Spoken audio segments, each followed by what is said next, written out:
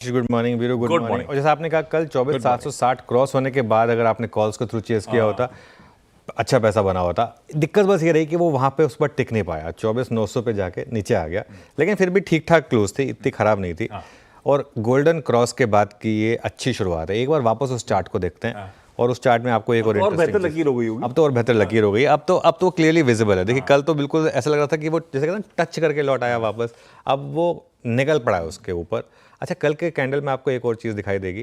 ये जो कल की ग्रीन कैंडल, अब ये जो दो ग्रीन कैंडल से इन्होंने मिलके पुरानी वाली जो रेड कैंडल है उसको पूरा भर दिया। और जैसा आप सुबह भी कह रहे थे, मैं इसी के साथ शुरुआत करना चाहता हूँ।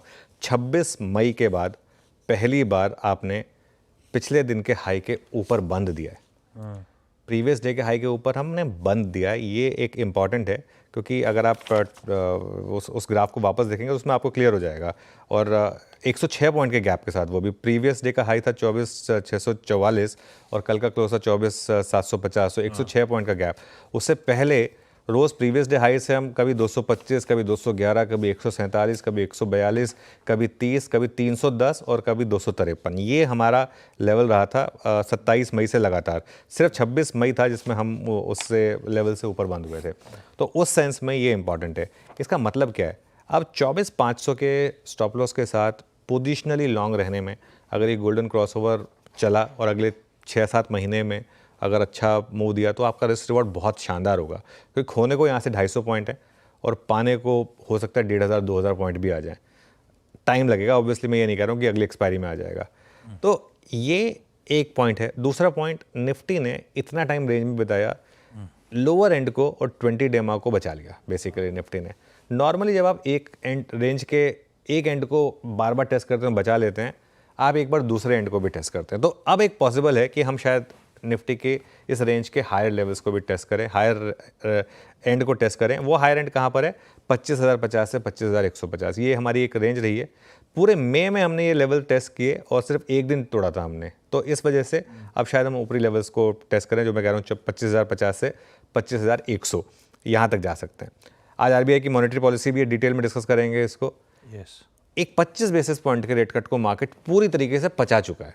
जिसे कहते हैं ना, एकदम डन एंड डस्टेड, खा पी के पचा चुके हैं, वॉक भी करके आ गए हैं, बर्ब भी ले लिया आपने, जो है वो पूरा का पूरा मार्केट पचा चुका है इसको। यहाँ पर अगर 50 आ गया बाई चांस तो वो मार्केट के लिए एक पॉजिटिव सरप्राइज होगा। वैसे मैं पर्सनली चाहता हूँ कि 50 ना आए, क्योंकि नॉर्मली जब भी 50 जैसा आ जाता है तो वो मार्केट एक बार के लिए यूफोरिक होता है, फिर गिर जाता है। 25 आएगा तो कम से कम एक ही रहेगा, चलो 25 अगली बार और मिलेगा। तो इसके लिए इसको हम डिटेल में डिस्कस करेंगे।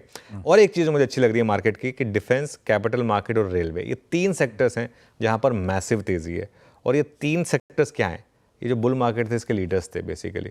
तो बुल मार्केट के लीडर्स लौट आए हैं ये पिछले एक महीने में, इनमें शानदार तेज़ी रही है। अगर आपने इस पूरी स्पेस में अनलेस एक बहुत ही गलत स्टॉक चुन लिया हो वो अलग बात है, वरना इन जनरल अगर आपने इन 3 सेक्टर्स में से कोई भी स्टॉक चुना होता है, कैपिटल मार्केट्स, डिफेंस या रेलवेज, आपने मोटा पैसा बनाया होता पिछले एक महीने में। तो ये एक अच्छी चीज़ है, इनकी शानदार वापसी, ये मार्केट के लिए एक अच्छा संकेत है, along with golden crossover. Obviously her theory में एक आपका वो रहेगा, आउटलायर रहेगा। वो आउटलायर क्या होगा?